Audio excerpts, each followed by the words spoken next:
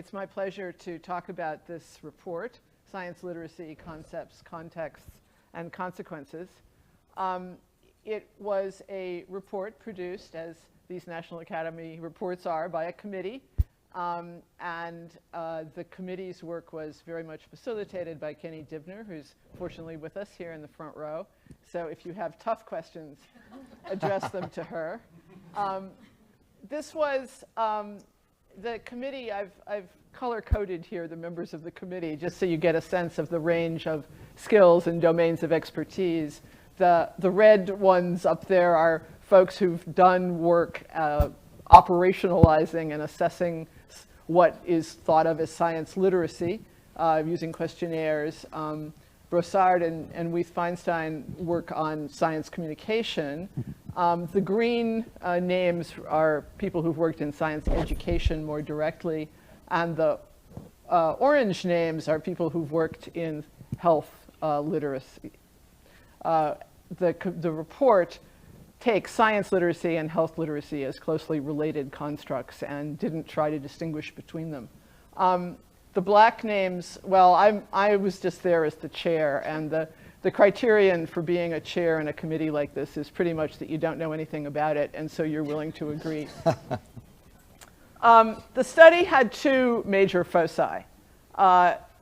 Defining science and health literacy, understanding what it is and how it's measured, and then understanding something about the public support of science and health literacy, how it's supported, whether it's supported, where it's supported, and in particular, how science and health literacy at a societal level is related to societal support for science, public support for science, and how public support for science feeds back into growth in science literacy, if it does.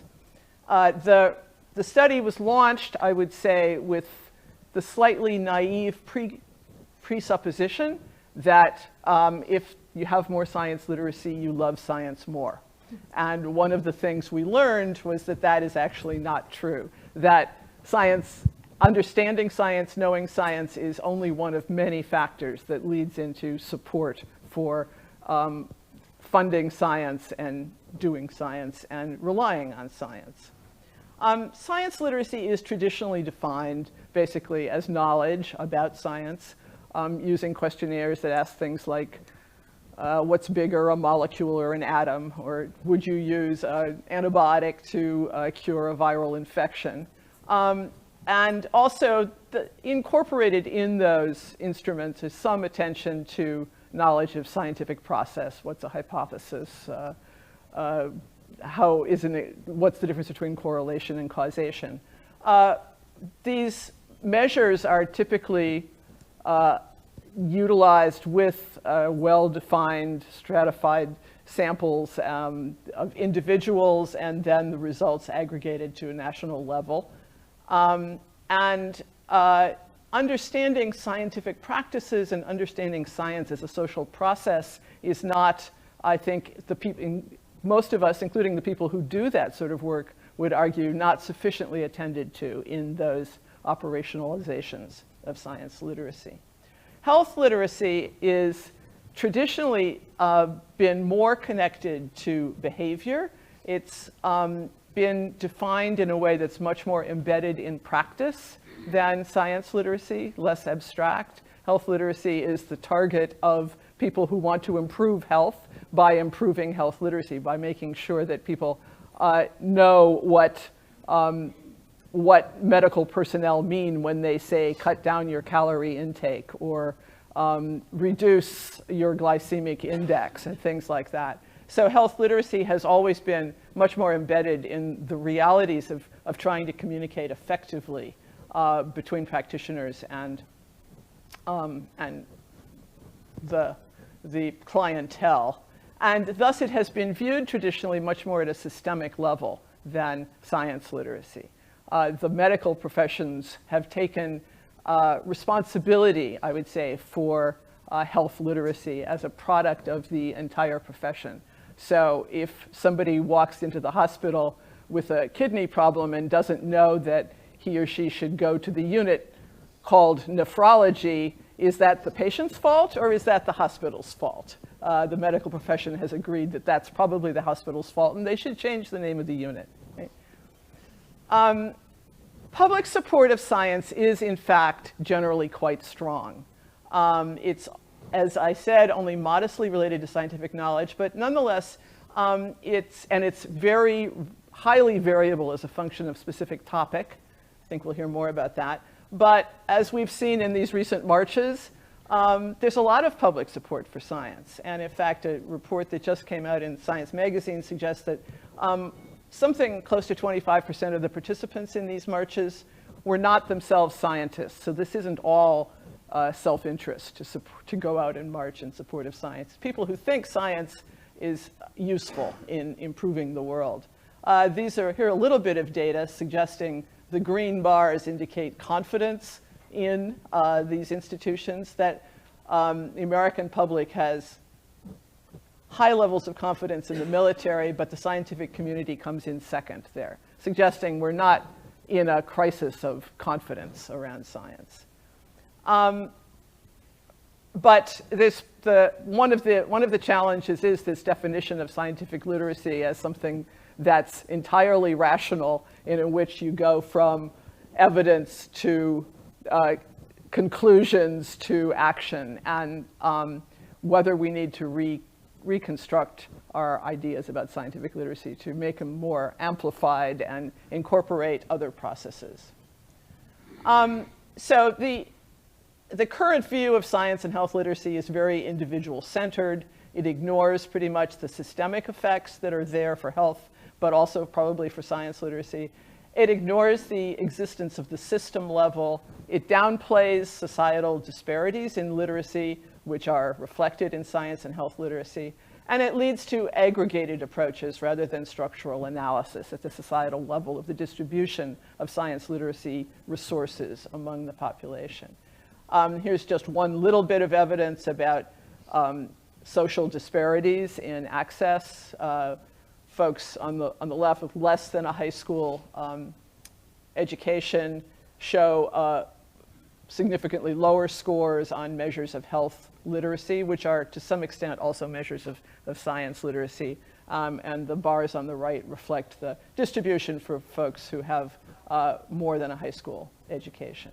And those disparities are replicated if you look at this via ethnicity or social class or other indices. One of the themes in this report is that we need to think about defining science literacy at the community level as well as at the individual level.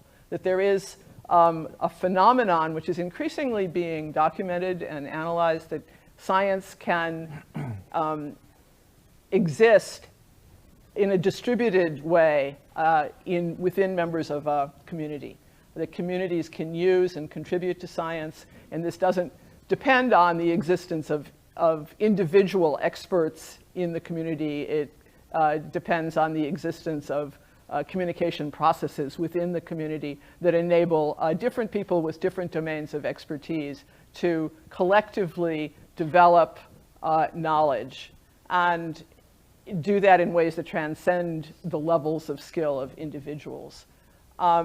Examples of this include, well, the signs that we see at those marches, right? Each of which reflects a certain take on science literacy. The Earth is flat and this sun is spherical is one of my favorite ones here. But another one of my favorite was, let us now pause for a moment of science. At the community level, there's an increasing sort of body of work documenting specific cases of the development of community level science literacy. The analysis of the Woburn leukemia cluster, which was started by housewives in the neighborhood and grew to incorporate insights from scientists at nearby medical schools in the Harvard medical area. The very elegant work by Epstein on the AIDS treatment crisis and the effects of the AIDS community in changing processes for drug approvals and medical research. Just a couple of the long list of examples that could be given here. So that is pretty much a summary of what I thought of as the interesting pieces of the report. I'm going to expand here just a little bit beyond the report. That's why this is in red, because this is not an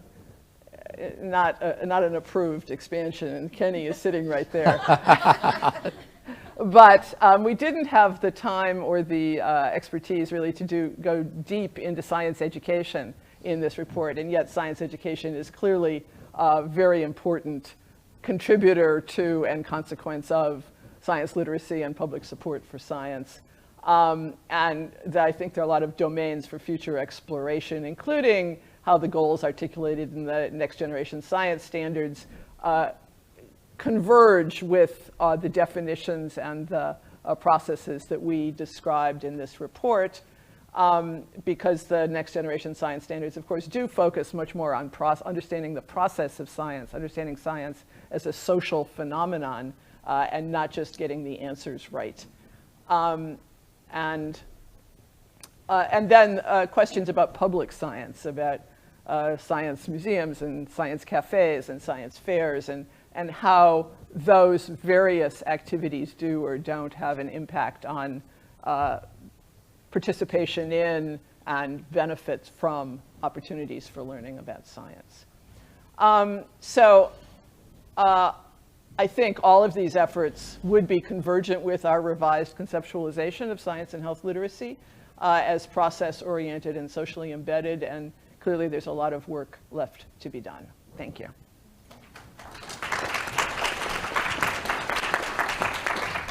Thanks very much.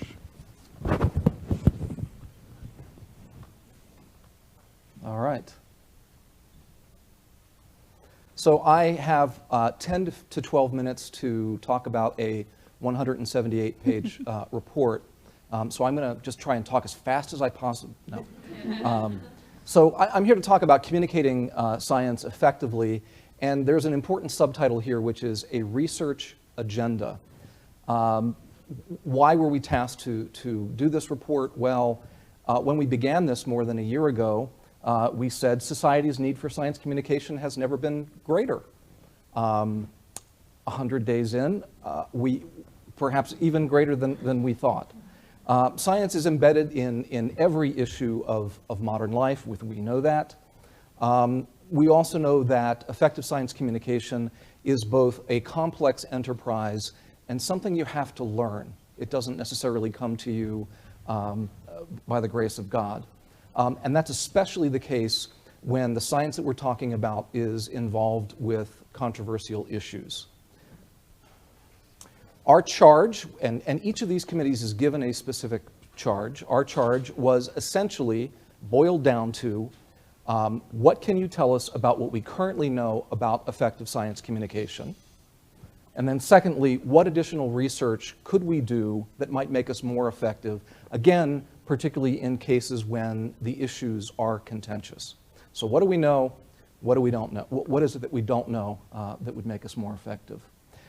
Like every committee, we had a very interesting group of participants. I didn't get to color code mine. I didn't know that that was what we were doing today.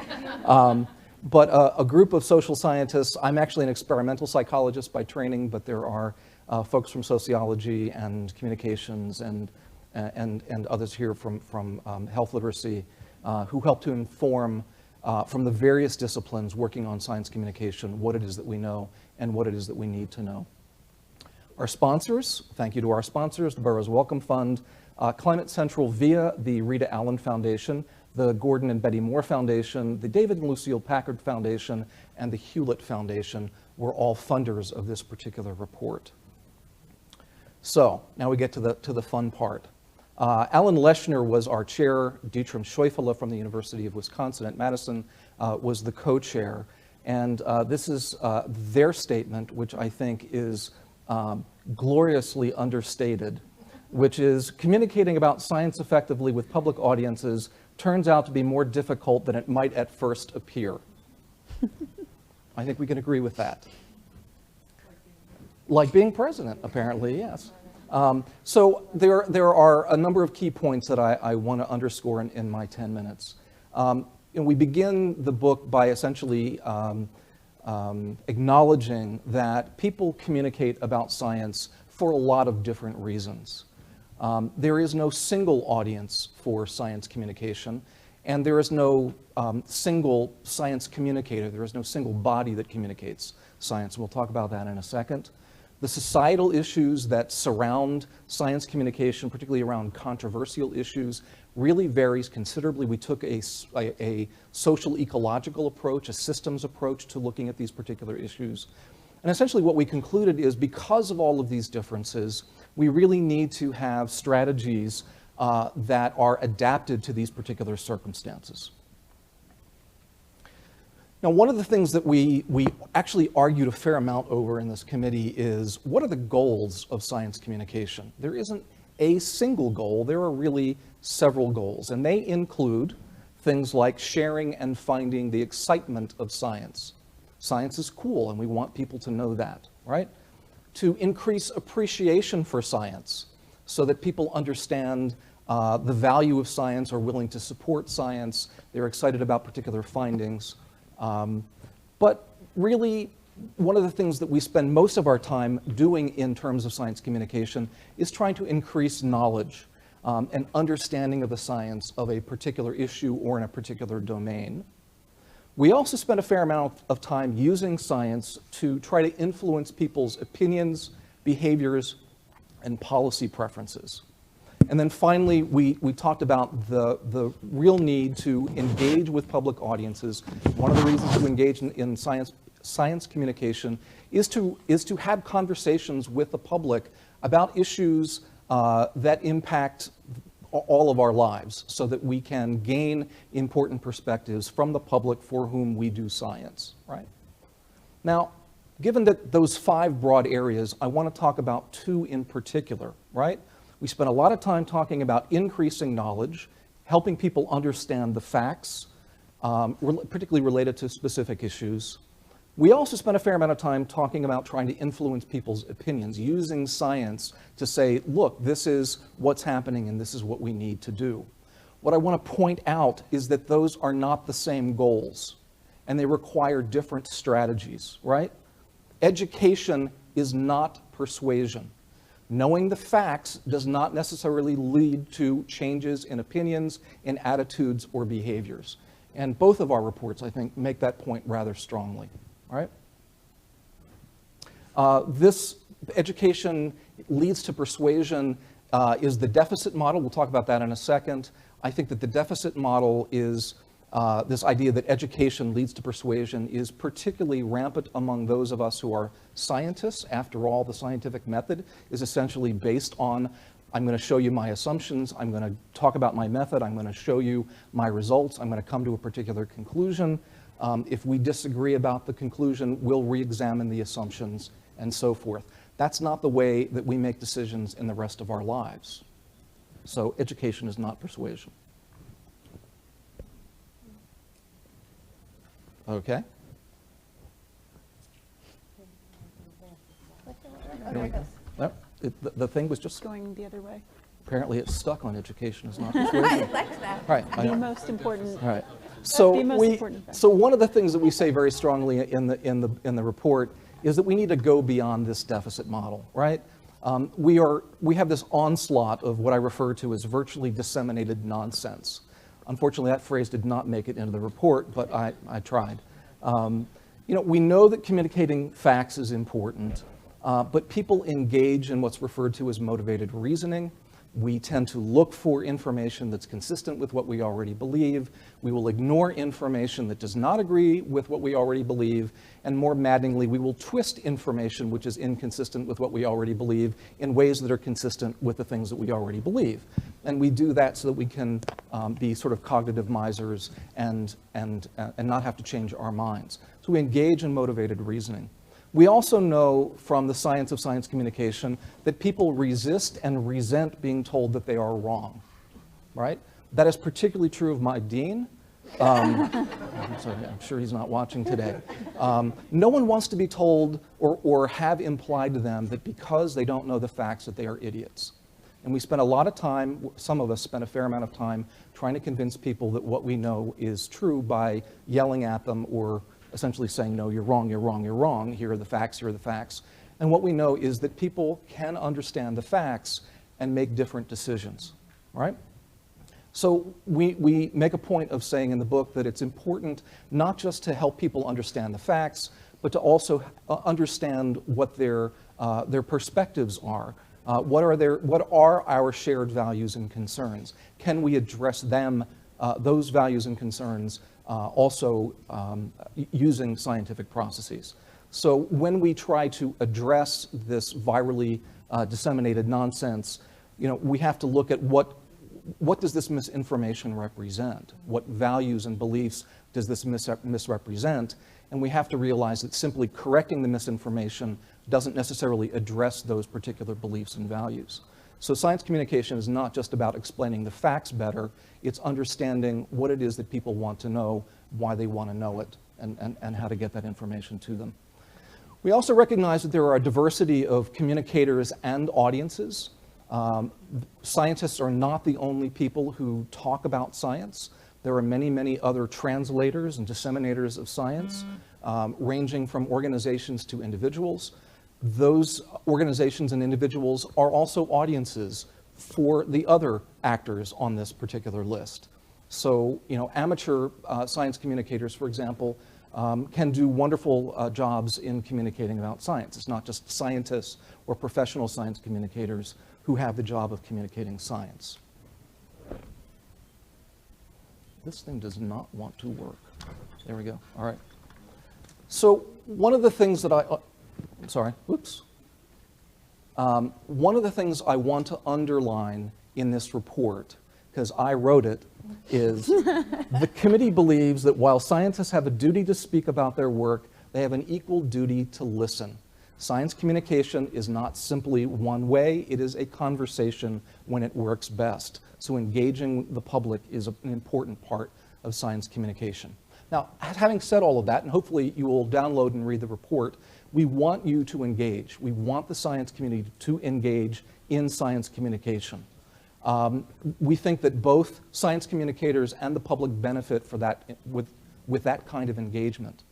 On the other hand, those of us engaged in science communication, most of us have not had formal training in science communication, right? Most of us rely on our intuitions. Even those of us who are wonderful teachers, we tend to rely on our intuitions. The problem, of course, is that intuitions, even when reinforced by experience, aren't always correct. And so what we're essentially saying in the report is that we need to use scientific principles to understand how to communicate about science better. And that's the research agenda. So, what we want you to take from the report is we know a great deal about how people take in information, how they filter information, how they make sense of information. We know a lot about the nature of science-related controversies, and these are all sections of the book that I hope you will download. We also know a lot about how science is covered in mainstream news and why that matters, how it influences public perceptions, how these kinds of journalistic decisions are made.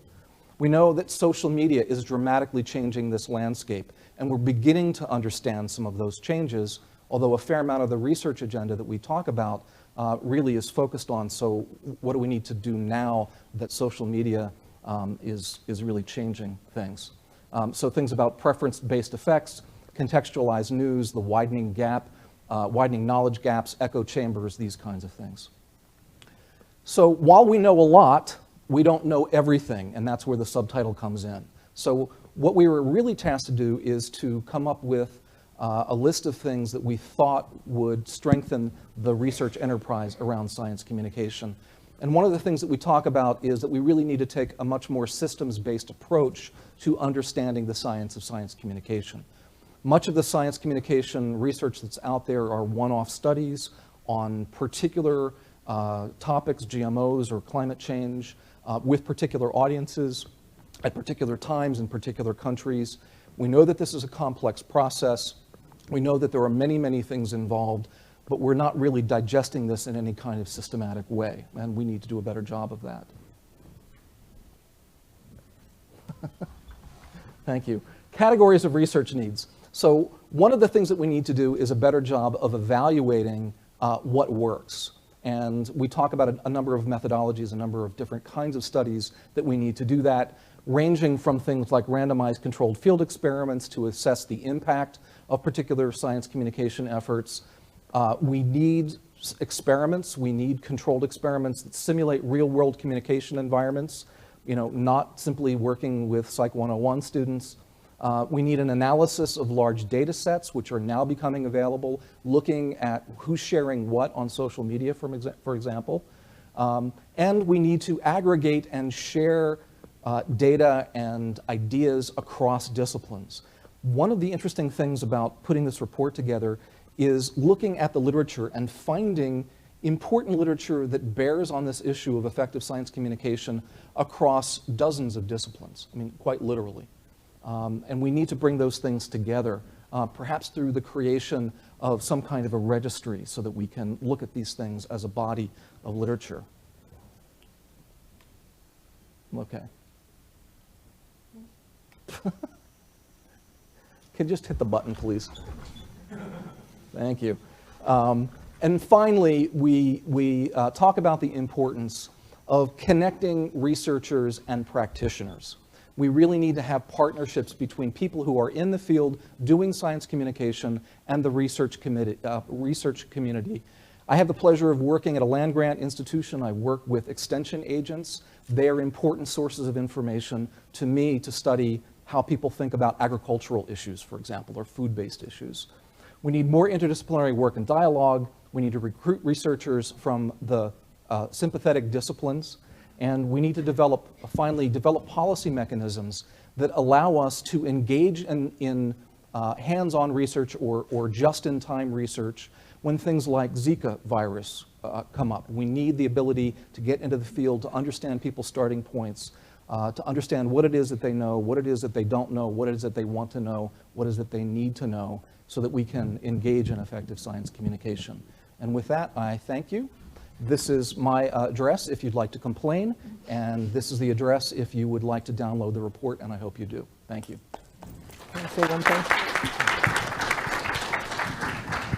Let me just add that there on this table, for those of you who stay to the end, on the table up here, there are flyers that give you a discount on if you want to order either of these reports. There's also a page that gives a brief summary of each of the reports, and there are a few copies of the science literacy report available for purchase. Or you can save the trees and you can download them for free in PDF version. That's right. From the National Academies website, and I hope you will do that. Thank you. At this time, we will have hear from our discussants, and we'll start with Susan Nall Bales from from Framework Institute. Am I on? Can you hear me? Can you hear me now? Yes? Okay. I'm exceedingly excited about these two reports because it seems to me that the gist of the takeaway, which may sound simplistic, but which is really momentous, is that communications is an empirical pursuit. And if we take seriously these two reports, I think what this means in practical terms is that scientists should not park their science brains outside of the media green room, but they should insist that before they ever get to that place, they have the kind of communication science they need to do the job well. As Bill said, this is an acquired skill. It isn't something that comes to you as you roll out of bed and your N of 2 experience is used as a way to make up magic words. So the discrepancy between the way that scientists do science and the way they think about science communications is hugely assailed in these two reports, and I think that's something very useful for us to take away. I think that if we are to make progress based on these reports, we must figure out how to institutionalize opportunities for scientists to learn science communications.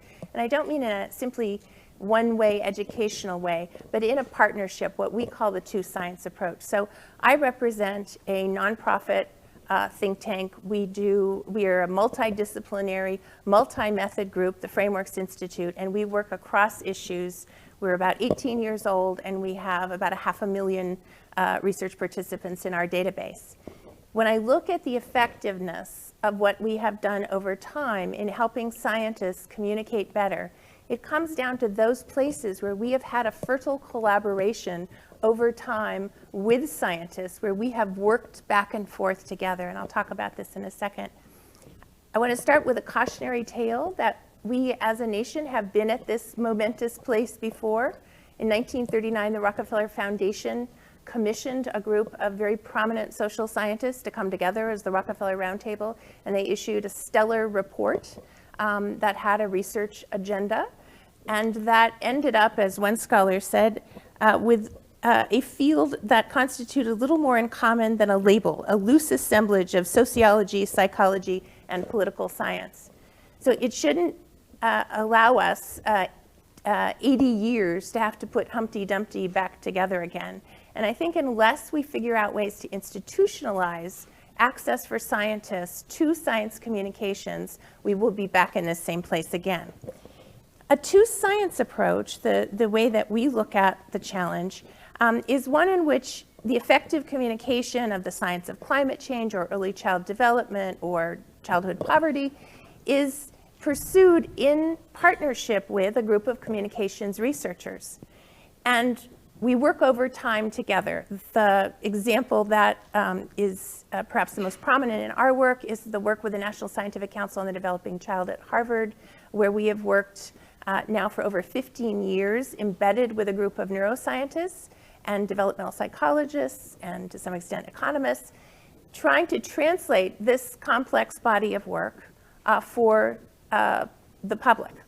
And the result of that has been to help scientists predict and understand the public's worldviews and heuristics that will come to bear upon the science. That's much of a theme in both reports, that we often bemoan the fact that people do not process information cleanly, that they have other priors and other things come into play. But it is what it is, and if you can predict, then you can figure out strategies around these kinds of things that will eat scientific understanding and will ultimately erode your ability to communicate. In this particular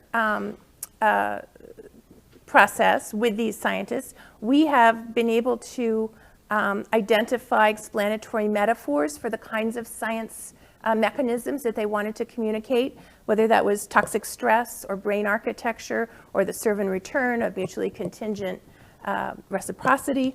And those fundamental mechanisms, the metaphors for those mechanisms, have gone on to influence the way that people talk about pre-K, the way that they explain why turnover in childcare workers would be problematic as opposed to possibly beneficial, as the public tended to think, or to explain how adverse childhood experiences continue over time. The characteristics of that work, I think, are important because I think we're going to have to model different and expansive ways of coming together in this two-science approach. So we had longevity. We had 15 years to work together. We had trust, something that both reports clearly emphasized. So we were able to duke it out over key concepts, and the scientists were able to say, no, you're not understanding. And we were able to say, no, you're not able to understand people's priors. How do we work with these kinds of things? We had interdisciplinarity. We had the agreement that no one's discipline was so elegant that it explained the entire universe. We had co-creation. We wrote papers together, and we published in peer-reviewed journals together. So this kind of enmeshed experience is quite rare, and it should be the norm, and it should be available in multiple varieties so that we can look at it and fine-tune it over time. If we don't do that, I'm afraid we will go back to the Rockefeller seminar. We will leave people in their camps, and we will leave the science of communication as a hodgepodge that is available only to a few and not to many scientists. The last thing I want to say about the reports is a small critique, and that is that often there is a discussion about where does science fit. is it, and there's a kind of Goldilocks equation, is there too much science, is there too little science, where does it go in the communications? And I think it's interesting, where does it fit in the story? What does it mean to fit? What is it fitting into? And what is story? And I think those are under-examined in the two reports. I think that the literature of narrative theory and narrative impact needs to be considered. We are storytelling animals. We remember and retrieve in stories. And at least in our work, science is not the entire story. It can't do everything. It can't do setting and tension in the plot and resolution. And those have to happen in other ways. They become what we call frame elements. They are other parts of the story. And so I think we shouldn't hold ourselves accountable that science is everything. But by the same token, science is not nothing. It is at least in our work, it is a powerful, it has powerful impacts on the way people engage with social problems and with their sense of efficacy in considering alternatives to problem solving those efforts. So to use the paradigm of story, I would say in the final chapter of the story is always transformation. And if we think of the transformation that is possible from bringing science communications as an empirical pursuit into our work, I think it will make scientists more engaged in public discussions. It will make them more effective in bringing people into their work. And ultimately, it will allow us to get rid of practices that, as Bill and Catherine have talked about, do not help in science communications, and to focus on those that actually bring people into these discussions, which after all is what we want, is to make science available to people. Our next discussant is Sarah Dockery Sparks from Education Week. Hi. It's generally my job to read all of the academic journals that principals often don't want to read, and try to help my readers understand the research that's coming out and why it matters to them. And something I found really helpful and useful in both of these reports, you touched on it briefly, Bill, about the moving away from deficit thinking. And part of that is the very definition of what we're calling science literacy, moving from a pile of factoids that we want people to know, and somehow if we teach people all of these factoids, it will influence behavior. Has that ever worked in any other area of our existence? If we're trying to influence people, it's about what do they want? How does what we want them to know help them get that?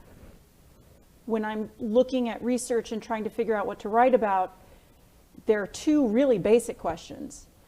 One, is it something that could help an educator or an administrator or a policymaker out there understand a problem in a different way and perhaps think of a solution? Or on the more entertainment side, is it something that they will just find cool? And in terms of communicating science, those are the two basic things that any science communication is going to need to do. And one of the things I so frequently don't see in academic science communication is the looking at science as a tool for solving a problem, as opposed to the deficit model of filling it up and then someone will come to our solution of how to solve the problem. And I think if you look at science literacy from the point of view of how many children in schools, how many adults in their daily lives are using the methods of science, are using the questions of science to think about the problems in their own communities, to think about how to think about policy questions that are coming up or political questions that come up. You get a very different look at what levels of science literacy there are than if you were saying, do you know what this molecule is supposed to be versus this molecule? And we didn't talk too much about next generation science standards, but I see a lot of promise in those of if there's sufficient funding and political will behind it, but of getting more students, more communities engaged in thinking about the world from a science perspective, from using that as a way to think about problems. That seems to me like the deeper way you build support for science as an endeavor. I covered the March for Science, and I, like everybody else, loved a lot of the signs were really funny. Some of the signs were not exactly helpful. They treated science as a meme in a way that was funny, but if you thought about it, didn't really help, saying like, thank you, science, for doing this. And it's like, oh, science is not like a guy over here who bequeathed like this particular vaccine for you.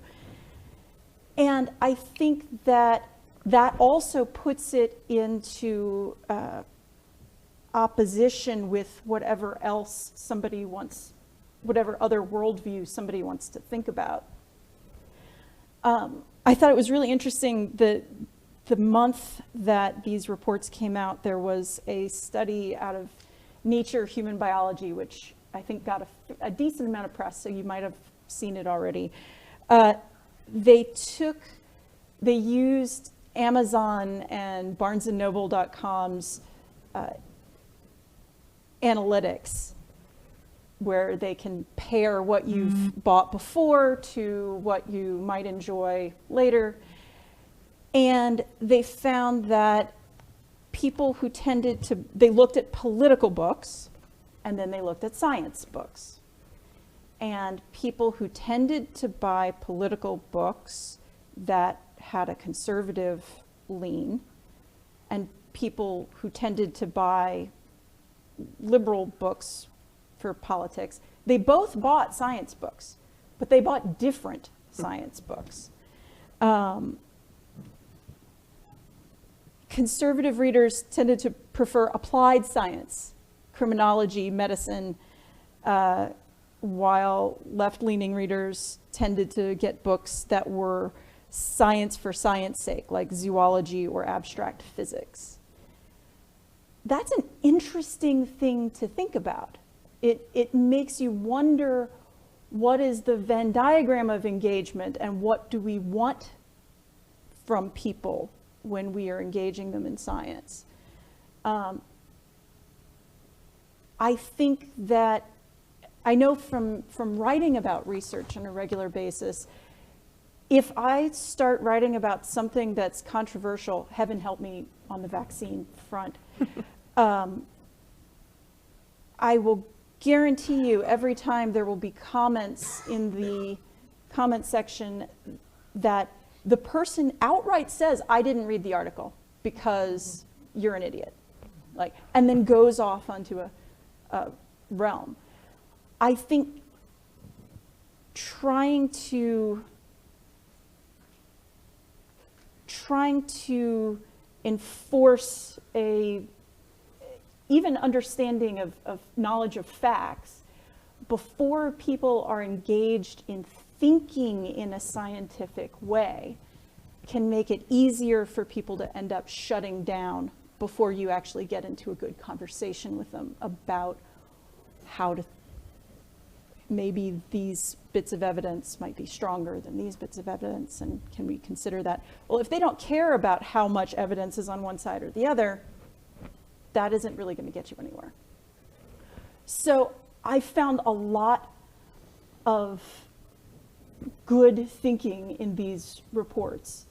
Good thinking about how we're defining science, how we're considering community engagement, and not just science literacy is for the purpose of creating scientists, but science literacy for the purpose of creating informed communities and societies that can consider their problems and solutions in a number of different ways. I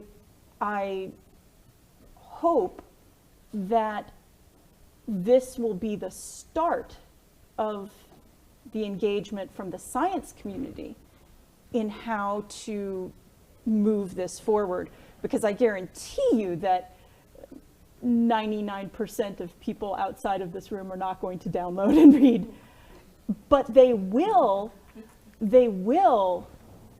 look, I mean, look at the users of, there's a YouTube vlogger called The Film Theorist, who is incredibly popular on YouTube and deconstructs random popular films like The Avengers and things like that using, well, this couldn't work because the physics in this is just awful.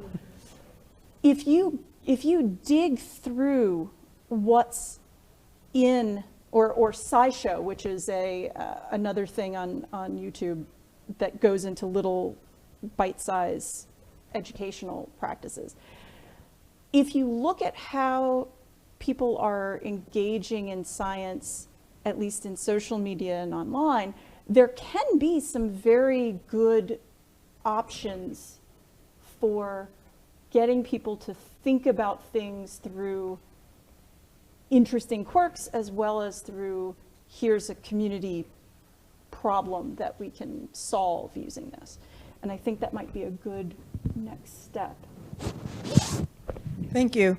Our final discussant is Ed Liebow from the American Anthropological Association, my second professional association, and I think Ed and I would agree anthropology answers all this for you. That's a problem. Ed, take it away. Well, thanks for inviting me to join you all. I think that the two reports together are very compelling reading and very important and timely, regardless of the outcome of the national elections last November. It's clear that there's a lot of work to do in this area, and it's good to see so many incredibly talented, insightful minds coming together to help shape what the agenda might include. Anthropology, I will say, has it both ways. One of our intellectual ancestors was fond of saying that we're the most humanistic of the sciences and the most scientific of the humanities. And I think that we take that intellectual tradition with a great deal of pride. The one thing that I want to pick up on, because of course I agree with all the comments that have come before us, has to do with science as a social practice.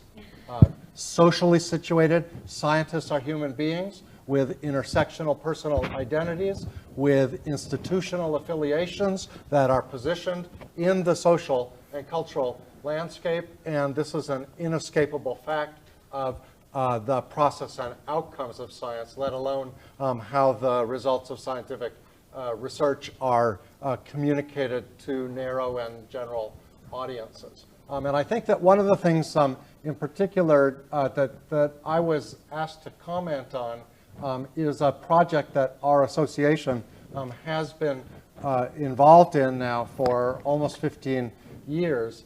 I don't think it solves problems that have been surfaced by these two reports, but I think it's consonant with the kinds of concerns that have been raised and represents an effort at an interdisciplinary undertaking to try to deal with important topics that are often difficult to have public conversations about.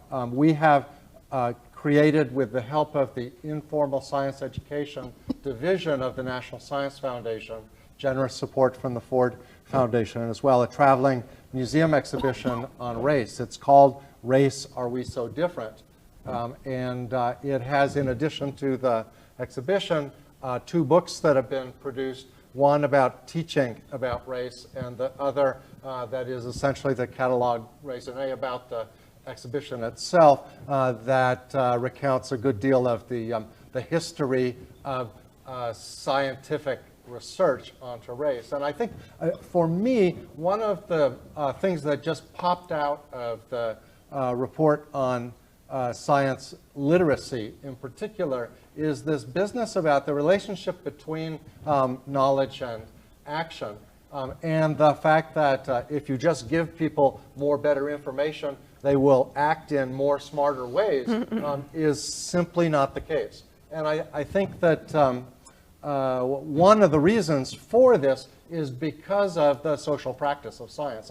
One of the things in our exhibition that we go to great lengths to display and to engage the visitor with is the history of the science of race as it has unfolded, at least here in the U.S. And you know, starting back from the different range of categories that have been used to characterize people since the very first census in 1790, and how those have changed, and the way in which science-y kind of sounding things that may have represented the best knowledge available at the time among a certain class of people was used and abused for policy purposes, and in particular for exclusionary purposes and for building the structures of exclusion and oppression,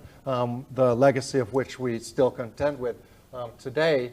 So we picked museum exhibitions as a particular form of science education. We worked in partnership to develop this exhibition with the Science Museum of Minnesota in St. Paul, Minnesota, had an extended advisory committee. If you look at the videos that are produced associated with this, the crawl of the credits of the people who were involved in helping us in developing the content that goes with this, the teacher guides, the community conversation guides, as well as the exhibition content itself. It is well over 150 people from a variety of different disciplines who were called upon to lend us some subject matter expertise, and then the brilliant translation, the interpretive planning, and creating the interactive experiences for the visitor to come to see this. So I don't have anything super profound to say about this, except for us all to acknowledge that I think a lot of the reason why people use evidence to support and confirm their own view of the world comes very much from experiences that they have had in the past with the particularized uses and abuses of scientific knowledge, however effectively it's being communicated to serve political ends. And this is something that we've taken up as an object for public conversation ourselves with race, and are in the process of developing the next one, which will have to do with migration and displacement, and 100,000 years of human migration.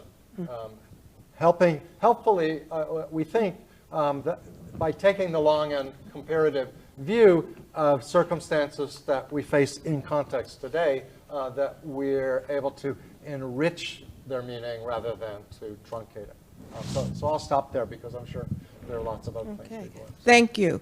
So what I'd like to do now is give each of the study chairs an opportunity to speak back to anything they heard in the discussants. And then after that, we want to go to the audience and get your questions. Well, thank you all. These were all really helpful elaborations, I think, on the themes that these two reports introduced. The one thing I guess I would emphasize is this notion of science as a social process embedded in social relationships.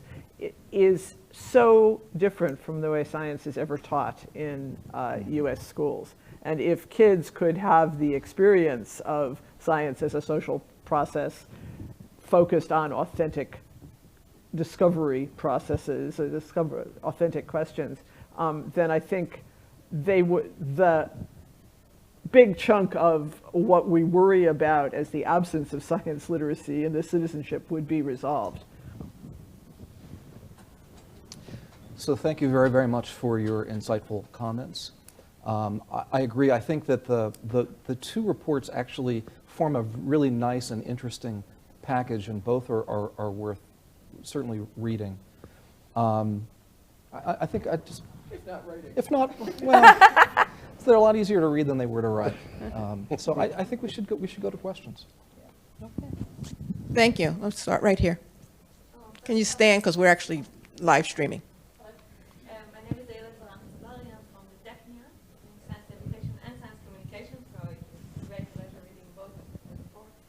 And what I'm afraid a little bit is that we're going to repeat the same deficit model just on another issue. So it seems that we assume that if we teach more about the nature of science and more about scientific practices, then people would use them in order to agree with us.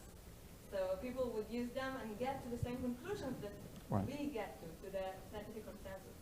And from the little research, not little, from the research we do on Facebook, it seems that people that use more expressions of scientific literacy, of inquiry, and of nature of science are not necessarily the ones who agree with the scientific consensus.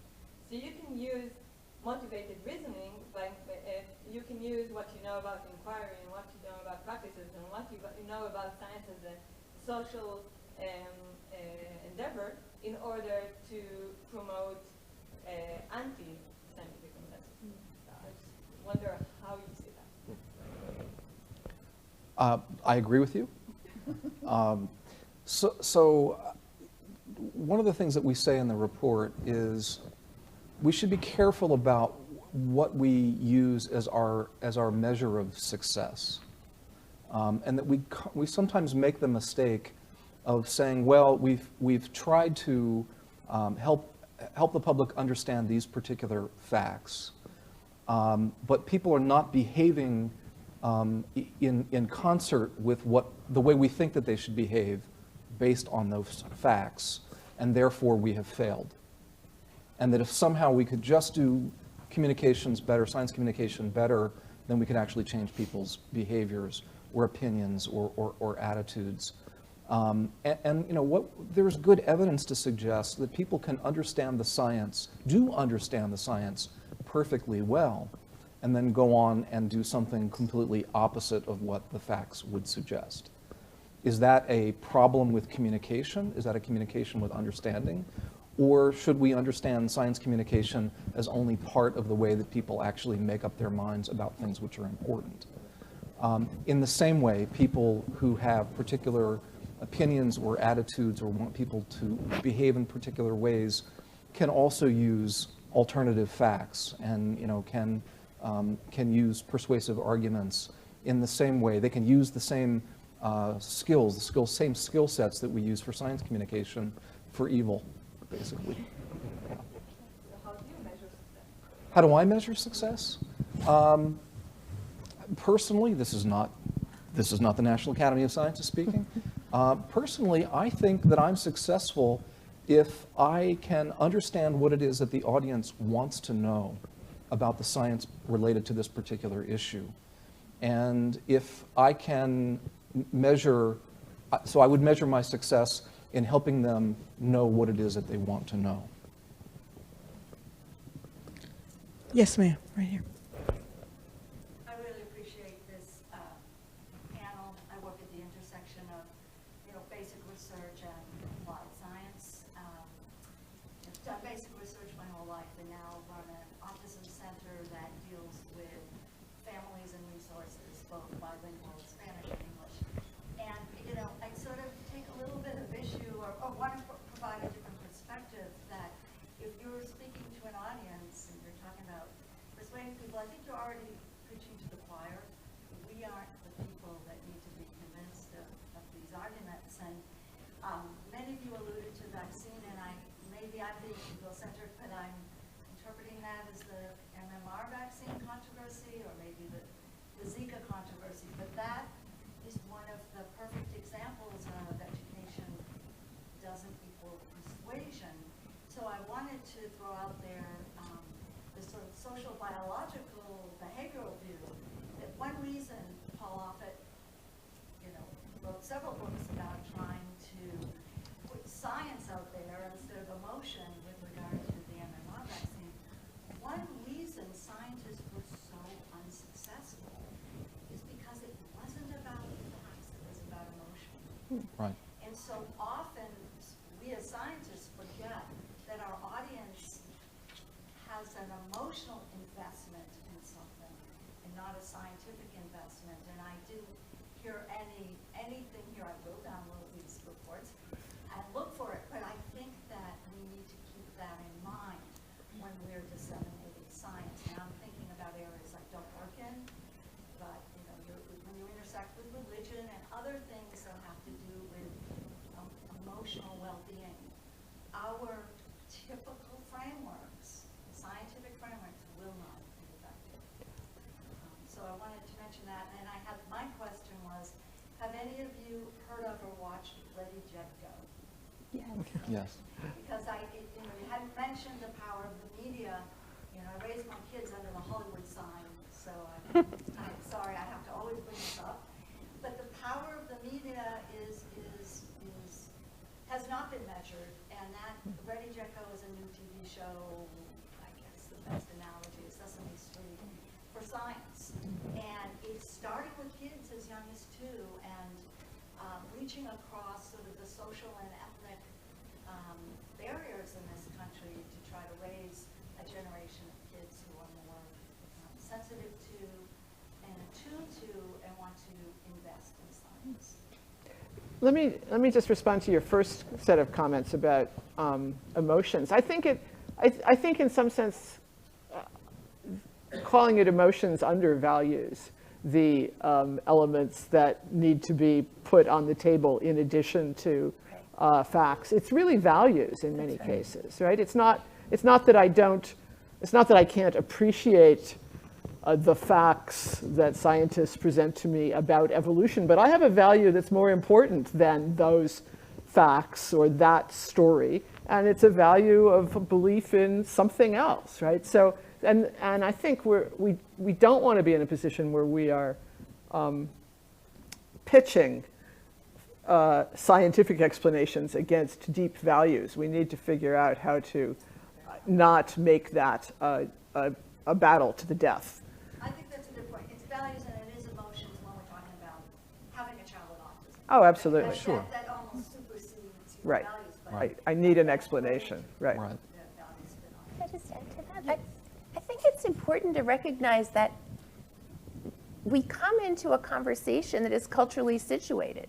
And our culture has dominant ways of thinking, if not propagandas. So if we looked at something like individualism, we would know that most of our conversations about how things work in the world in this country are going to be filtered through that. And it seems to me that part of what you want to do in the combination of values and science information is to override that dominant way of thinking and to pull forward other ways that people have of thinking, is to literally remind them that they have other ways of thinking, that they can use other parts of their knowledge base to reach different conclusions about things. So I think you can't ignore that people are bombarded all the time by cultural perspectives that are going to shape things in certain ways, and that science is very useful in kind of broadening that vista. And I also just want to say, in terms of the notion of preaching to the choir, almost all professional conferences are a congregation of the choir. However, the choir sometimes needs the word too. And maybe part of our challenge is, how do you go from the choir? How does each of us, come out of the choir stand and have this greater conversation? In some ways, this is very soothing and comforting for us because we're out there talking to people about science and they're going, oh, I don't believe that stuff. Oh, that's not true. So we need the undergirding also. So I don't want to dismiss the fact that we come together to hear these things, but we also have this other responsibility when we leave here. Next question. Yes, ma'am. Yeah, thank you so much. So I teach world language in high school, so I'm really one of the muggles outside of the science society and are willing to learn more. My question, I think, sort of you touched a little bit, are related to social media. Well, at least on my Facebook wall, I've seen an increasing amount of like short videos shared. They're like really short movie clips of like recent scientific discoveries that are really cool, and thousands of people like them and share them. And it seems that you think this level of engagement is not enough. And I wonder if you think that's not enough, like how do you think the science society can go from there? And how do you think the science community can better leverage the power of social media to engage the people like me? I wouldn't say it's not that it's not enough, it's that it needs to be curated. Right. There's no curator function, and that's where it becomes dangerous. But I absolutely agree. So one of the things that we know about social media is that it's quite easy to become siloed and be part of an echo chamber. You're probably seeing short videos because you're interested in science, right? People are sharing things on your wall because you're friends with people who think like you. And the problem is, well, so this is my soapbox. You're going to have to deal with this. So here's the problem. We tend to affiliate with people who think like us, right? What happens when we meet somebody that disagrees with us about almost everything, right? We marry them, right? But mostly we choose our friends because they think like us. And we tend, if the research suggests that most of us don't have that many Facebook friends. We have a limited number of people. We tend to friend people who think like us. They tend to share things with us that they think we will like, that will make them look good. And the problem is getting diverse opinions and diverse information. I am Facebook friends with somebody I will refer to as Helpful Helen, because that's her name. And she shares with me the most ridiculous nonsense about health threats because she thinks that she's being helpful and she's going to save the world by telling me that Zika virus was caused by GMO mosquitoes and that I shouldn't eat Cinnamon Toast Crunch because it's got trisodium phosphate in it. That's the problem. The problem is that there are people who are perhaps well-meaning sharing nonsense, and there aren't enough of us on social media who are essentially calling them out on it and providing a perspective in a gentle way, not saying you're stupid to think this, but we all want to make sure that we're all healthy. Unfortunately, this is one that doesn't work, right? So. Well, just going back a little bit to the last part of what you were asking about earlier, because I have a 3-year-old and a 5-year-old, and they definitely watch Ready, Jet, Go, and they watch Blaze and the Monster Machines. And I will just put out that the depth of science development in the entertainment field and the educational and in the informal learning environments and television, social media has been increasing exponentially, I think. The number of students who are, or just random teenagers who are doing science experiments and uploading them to the internet, not just the Mentos and the Coke bottle, though heaven knows there are enough of those, but working with non-Newtonian liquids, am I saying that right? Mm-hmm. Like, so many things that they're going up and putting it on and sharing, and yes, there is a certain filter involved with that, but you also have the benefit of people paying more attention to things that their peers tell them. The Helpful Helens can be harnessed for good also. And I think that there's, I think that there's because a lot of people go to Snopes too. Yes. And I think that there hasn't been enough outreach from the science community on okay, this is a problem, and we're not going to stop human beings from going, oh my God, it's a horrible headline. How can we turn that cognitive bias towards seeking more, towards not necessarily agreeing with us? Because at some point, the scientific consensus was that different races were fundamentally different, and that changed through more people being involved in the conversation, not fewer. Similarly, this morning we had a panel on education, democracy, and justice, and one of the things we talked about was, quote, the democratization of the digital world, but the truth is it may not really be democracy, it may be anarchy in the digital world, because in some ways all things are treated equal. They're there on the web, and one of the conversations we had was, how do you kind of not just filter, but speak back to, Helen, that's just not right. That's incorrect. I mean, and I think that's the challenge, because someone else is going to see Helen and say, well, I heard, and it becomes viral, as you said, the viral dissemination of nonsense. I think that's one of our ongoing challenges, not just in science, but in our social civic life. There's actually a study that just came out a couple of months ago that suggests that when people get information, science information, and other kinds of information through social media, they tend to attribute the credibility of the story to the person who shared it with them rather than the source of the information. And that's a real issue.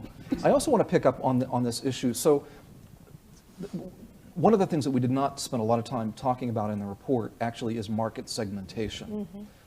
So there is a lot of information out there about science on the web, on the internet. There are entertainment shows. There's informal science education. The question is, how does that find an audience? And how does an audience find it? We need to do a much better job of adopting the skills of our marketing colleagues, which is to deliver different messages to different people who want it in different places. And we haven't quite figured that out yet, or at least well enough. And even something, we culturally try to be polite. I won't let my students say fake news. I said, that's oxymoronic. Right. That's called a lie. Okay, because if it's news, it is news, and so this notion that we can somehow distort and it's still valid, no, not really. Yeah. Another question. Yes. Thank you for this. I'm a research communicator as well, and so I love this. You're in the choir, right? So my question, I'd love to hear your thoughts on two things related to researchers and faculty researchers in particular. What your thoughts on the professional incentives for people to engage in this debate, which is a huge barrier to people doing it. But then also how you equip researchers to do this in a vibrant way. I know we have that on the list of things to do, but if you've attended panels at this conference, you see that the way that researchers are trained to talk about their research. I mean, as a communicator, it's just, oh my gosh, the last slide. That's where it all is. Okay, and it's on. So, you start with methods and, everything else. Obviously, all of that stuff needs to be there.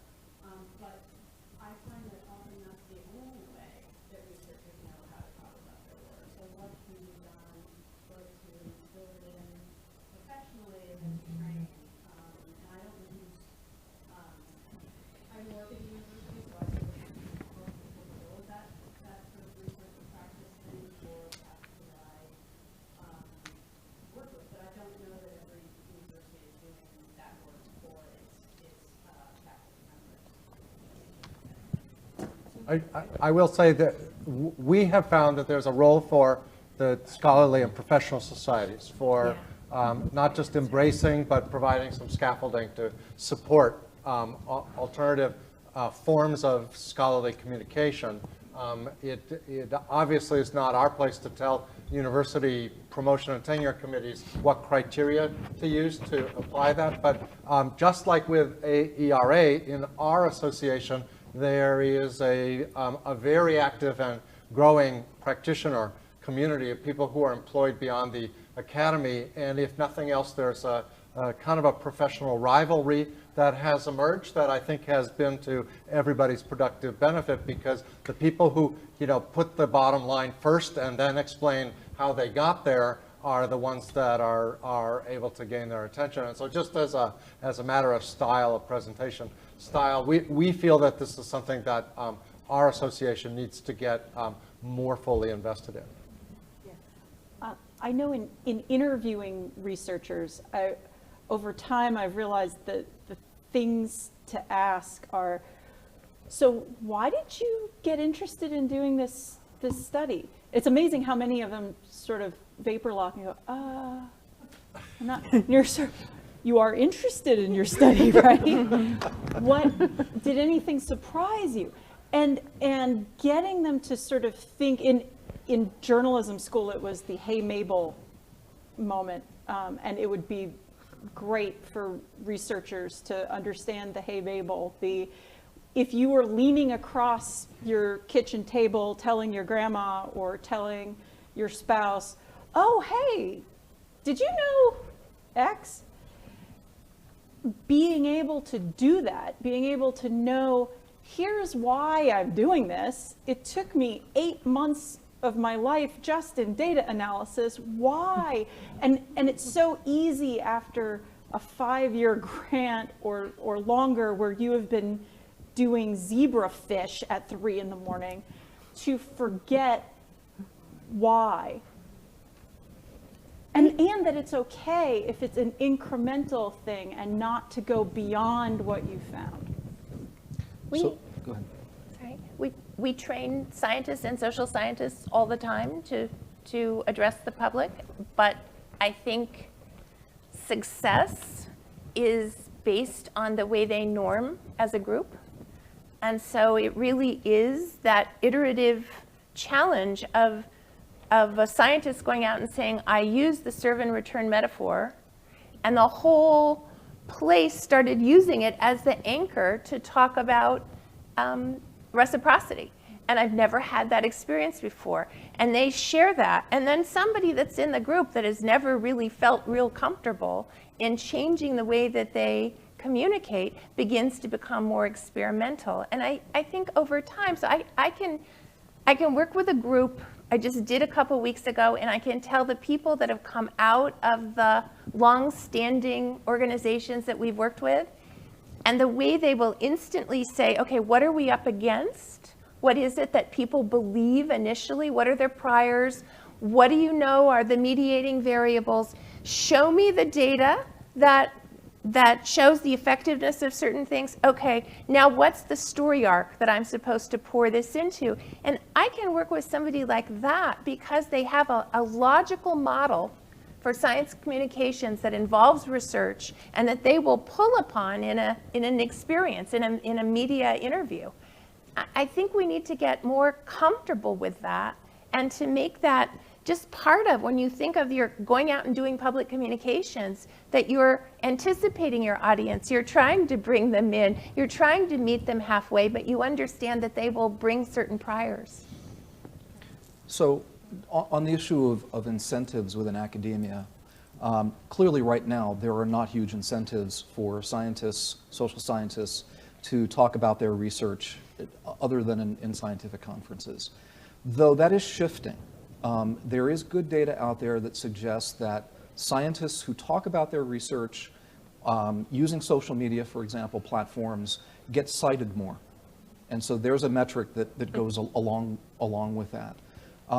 We see more younger scientists who have that as a norm now. There's sort of an expectation that they're going to do that. So I think that those of us who are older, when we die off, there may be this kind of shift. I do think, though, that we need to teach scientists to be better communicators. It's not typically part of a PhD curriculum or a master's curriculum. It needs to be, right now, I sort of joke, the worst thing that you can ever ask a scientist at a social occasion is, what do you do? Because they will tell you in excruciating detail. So even if we could just teach people how to give a decent elevator pitch, that would be fine. The last thing I want to say, though, is that while we want scientists and others to engage on scientific issues, Good science communication also requires some emotional intelligence, and it's not always possible to teach that. So this is not the National Academy of Sciences. This is Bill Hallman speaking. Not every scientist is a great science communicator, and I don't know that they ever will be. So not every scientist should be a science communicator, but we should be identifying students at the PhD level who are talented at doing this and supporting them and getting them out there. I think that's the most important thing we can do. And that's why we need people like you Absolutely. In the universities. But I would say, I think schools of education have perhaps transcended faculties of arts and sciences a little bit in recognizing the importance of impact on policy and practice of their faculty's work. I cannot hold my tongue any longer without introducing a little bit of a Cassandra note here, because science communication, the more effective it is, the more dangerous it is too, right? These very powerful metaphors, if they're not the right metaphors, the fact that they're powerful, it makes them very dangerous. Right? So I have argued with Jack Shonkoff that serve and return is the wrong metaphor for early parent-child interaction. It should be the volley, not the serve and return, right? It's the length of the conversation that counts and not the fact that you're just responding. But serve and return is here to stay because you guys have done a really good job. But I think we really want to you have to always think, how is it going to go wrong, as well as how can it go right? If I could respond, I think to your reports, these are empirical questions. Yes. And I think that's where we want to go back. Okay, let's test volley versus serve and return and see what the nuance is and what people take away. And I think that's the beauty of the reports, is that they drive us down that direction. These are empirical questions. And I think that the other thing to be cognizant of, and I think it was Keynes who said, that if we're not careful, we are reasoning according to a metaphor made up by some defunct economist. So, there are a lot of things out there that are very pernicious, that go unassailed. And I think our job is to assail them and to give scientific institutions the resources and the ability to assail them without their being labeled as political, but being labeled as real science communicators. Another place I think we work with better translation is those of us who work with our development offices, because we talk to alumni who have a fairly short attention span, but very large bank accounts. And so actually last week I was in Milwaukee with Morton Gernsbacher and Tim Tenzie, and we were asked to give what are called flash talks. We have 5 minutes. Tell these folks what we do. And we have to make them pithy. They have to be accurate, of course, but they have to engage them enough that they'll continue writing checks for us. So the development offices can help us a lot with some of this. I saw one last question back there. Yes, ma'am. Hi, I'm Becky New from University of North Carolina, Chapel Hill, and Catherine, you took some words out of my brain about how science reports and also the dangerous, because I've been sitting here remembering a study, the early consortium, the NICHD study on childcare. And one of the first reports, I think it was 1987 in Washington, D.C., and Jay Belsky's work was quoted in the Washington Post. Is daycare bad for babies? And the United States is still the only industrialized country in the world that doesn't have some kind of collective support for children of working parents. And that question haunts parents. And I just think that Jay didn't write the article, he didn't come up with the headline. But it would have been nice if the headline had acknowledged that those scholars were looking at what is good child care. Trying to find things, even just angle it in some way, because when you question something as profoundly as that particular issue, it makes it real hard for the public at large to get it out of their head. No, we don't want to go down that road. It's dangerous. Someone want the last word, because we actually are up against time. Right, since it was for media, I was actually about to second Catherine's remark on the importance of developing a good metaphor, because if you don't create the metaphor, somebody who's translating you will need to, That's right. because their editor will say, this is ridiculous, paraphrase it. That's right. And more so, the person who's writing the headline is a copy editor who might have read the nut graph, who is working like right up on deadline and is writing 1,800 headlines as they go by. So if you don't want a study that gets people thinking our daycare's bad for babies, that needs to be really clear in the takeaway right up top. And the biggest dangers I see in reading these studies, particularly when they're like 800 pages long, and half of the good stuff is in the tables, is that there isn't a clear takeaway set that the researchers are standing behind and saying, this is what I'm saying, this is what I'm not saying, and this is where we need to go next. With that, I want you to join me in thanking our panelists